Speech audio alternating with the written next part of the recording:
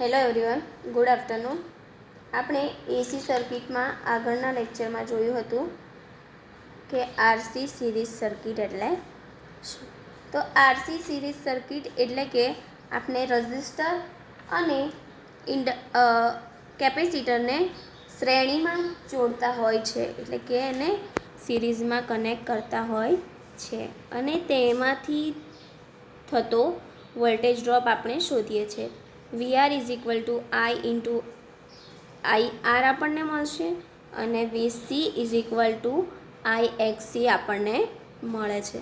હવે સિરીઝ સર્કિટમાં જો કનેક્ટ કરવું હશે તો આપણને એનો પાવર P અને એ રઝિસ્ટરમાં જે સિરીઝમાં કનેક્ટ કરેલ હોય બે સર્કિટ, એને આપણે જ્યારે વોલ્ટેજ સપ્લાય આપીએ છીએ ત્યારે એમાંથી કરંટ પસાર થાય છે અને એ કરંટ પસાર થવાથી આપણને તેનો વોલ્ટેજ ડ્રોપ મળે છે.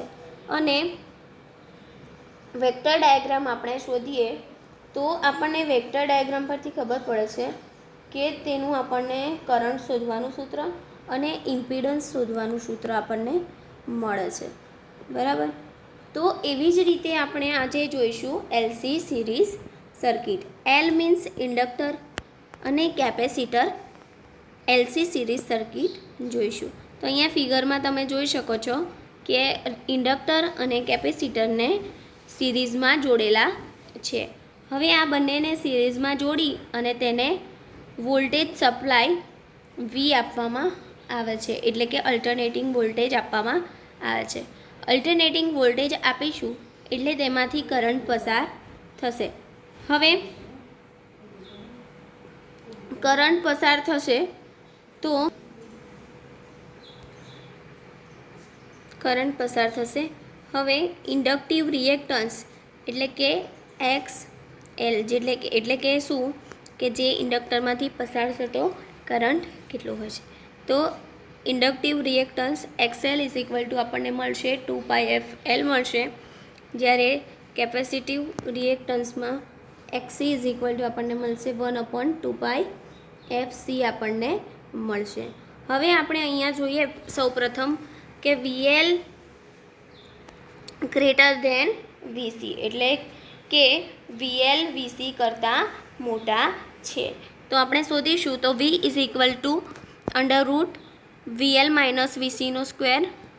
તો આપણને મળશે voltage V is equal to IZ મળે છે આપણે જે આગળ શોધ્યું હતું તે પ્રમાણે, અને VC ઇઝ ઇક્વલ ટુ હવે આપણે અહીંયા શોધીશું કે XL અને XCમાંથી પસાર થતો વોલ્ટેજ ડ્રોપ આપણને મળશે VL is equal two IXL આપણને મળશે અને VC ઇઝ ઇક્વલ ટુ અહીંયા આપણને મળશે VC ઇઝ ઇક્વલ ટુ મળશે આપણને IXC આપણને મળે છે. તો હવે ઇન્ડક્ટરમાંથી થતો વોલ્ટેજ ડ્રોપ આપણને મળશે IXL માઇનસ કેપેસિટરમાંથી થતો વોલ્ટેજ ડ્રોપ આપણને મળશે IXCનો સ્ક્વેર જેટલો મળશે. હવે બંનેમાંથી આપણે આઈને કોમન કરીએ છીએ તો IZ is equal to under root I common કરીશું, બ્રેકેટમાં આપણે લખીશું કે I, અહીંયા આપણે લખીશું કે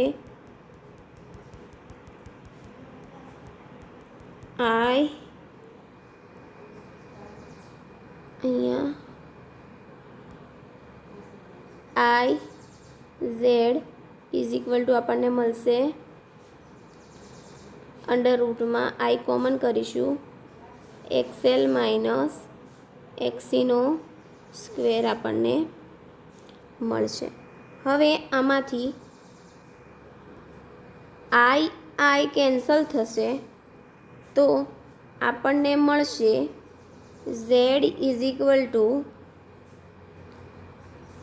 એક્સએલ માઇનસ એક્સીનો સ્ક્વેર આપણને મળશે.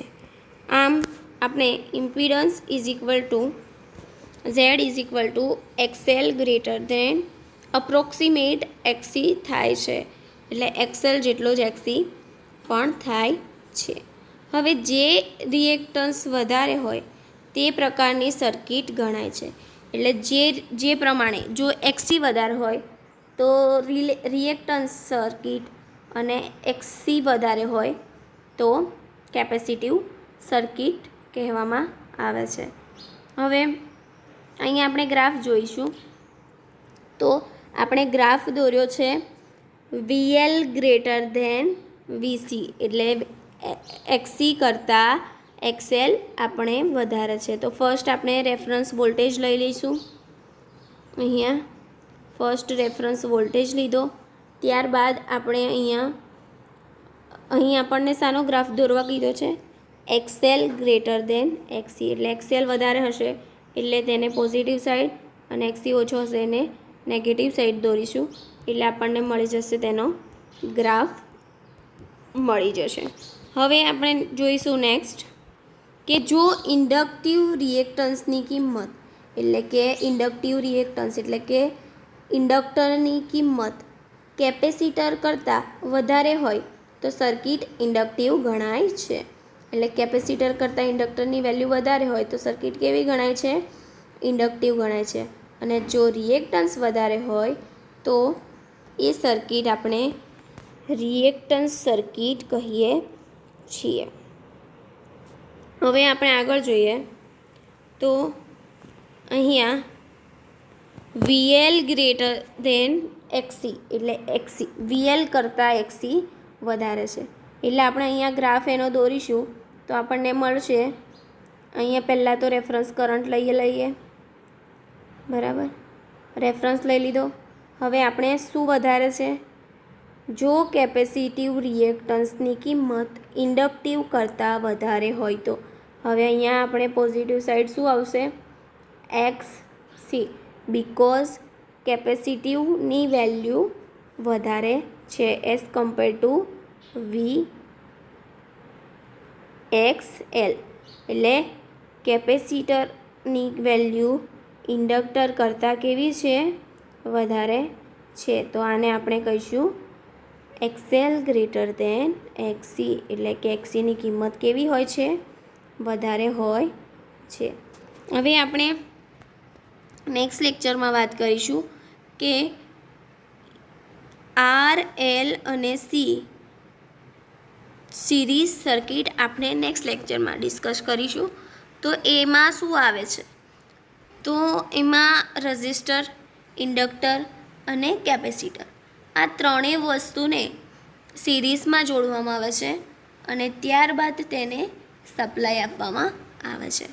તો આપણે એકવાર રિવાઇઝ કરી લઈશું કે એલસી સિરીઝ સર્કિટ આપણને કેવી રીતે મળે છે અને એમાંથી કરંટ કેવી રીતે પસાર થાય છે. એલસી સિરીઝ સર્કિટ એટલે કે ઇન્ડક્ટર અને કેપેસિટર બંને શેમાં જોડેલા હોય છે? શ્રેણીમાં જોડેલા હોય છે. હવે આ બંને ઇન્ડક્ટર અને કેપેસિટરને શ્રેણીમાં જોડી અને તેને અલ્ટરનેટિંગ સપ્લાય આપવામાં આવે છે. કયો સપ્લાય આપવાનો છે? વોલ્ટેજ સપ્લાય આપવામાં આવે છે. હવે એને આપણે વોલ્ટેજ સપ્લાય આપીશું તો આપણને એમાં એ જે પણ સર્કિટ છે એમાંથી કરંટ પસાર થશે અને એ કરંટ પસાર થવાના લીધે ઇન્ડક્ટર અને કેપેસિટર બંનેમાં વોલ્ટેજ ડ્રોપ થશે. હવે ઇન્ડક્ટરમાં થતો વોલ્ટેજ ડ્રોપ એને આપણે વીએલ કહીશું અને કેપેસિટરમાંથી થતો વોલ્ટેજ ડ્રોપ એને આપણે વીસી કહીશું. હવે એ બંનેમાંથી વોલ્ટેજ ડ્રોપ થાય છે એટલે અહીંયા આપણે એક્સએલ આપણે જાણીએ છીએ કે એક્સએલ ઇઝ ઇક્વલ ટુ આપણે 2πfc લખી શકીએ છીએ અને જ્યારે એક્સી ઇઝ ઇક્વલ ટુ 1/2πfc આપણે લખીશું. માટે આપણે આગળ જોતા અહીં આપણે શાના માટે સૂત્ર શોધીએ છીએ? XL ગ્રેટર દેન XC માટે શોધીએ છીએ. તો આપણે VL means voltage V is equal two, આપણે ટોટલ વોલ્ટેજ ક્યારે થશે? ટોટલ વોલ્ટેજ V છે અને આપણે શોધીશું તો ઇન્ડક્ટરમાં થતો વોલ્ટેજ ડ્રોપ અને ઇન્ડક્ટિવ કેપેસિટરમાંથી થતો વોલ્ટેજ ડ્રોપને આપણે ગણીશું. તો અહીંયા આપણને મળશે ઇક્વેશન √VL - VCનો સ્ક્વેર આપણને મળશે. હવે આગળ આપણે જેમ ડિસ્કસ કર્યું તેમ કે આઈને કોમન કરીએ તો I બંને કેન્સલ થશે અને એ કેન્સલ થવાથી આપણને મળશે Z is equal to √XL - XCનો સ્ક્વેર આપણને મળશે. હવે આમ જે ઇમ્પિડન્સ છે Z એ XL સમકક્ષ XC થાય છે, એટલે કે XL અને XC સરખા હોય છે તેવું ગણાય છે. હવે જો રિએક્ટન્સ વધારે હોય એટલે કે જે ઇમ્પિડન્સ વધારે હોય તો તે પ્રકારની રિએક્ટન્સ સર્કિટ ગણાય છે અને જો ઇન્ડક્ટિવ રિએક્ટન્સની કિંમત કેપેસિટર કરતાં વધારે હોય તો એ સર્કિટ ઇન્ડક્ટિવ સર્કિટ ગણાય છે. જે આપણે આગળ ગ્રાફ જોયો XL ગ્રેટર દેન XC. હવે આપણે જોઈશું XL લેસ દેન XC, એટલે XL XC કરતાં નાનો છે. હવે જો રિએક્ટન્સની કિંમત ઇન્ડક્ટિવ કરતાં વધારે હોય તો સર્કિટ કેવી મળશે? આપણને કેપેસિટિવ સર્કિટ મળશે. અને આપણે કરંટ શોધવા માટેનું સૂત્ર દર્શાવીશું કે આજે આપણે આગળ બી જોયું હતું કે I is equal two V/Z. તો હું આશા રાખીશ કે તમને આ વિડીયોમાં સમજ પડી હશે. Thank you.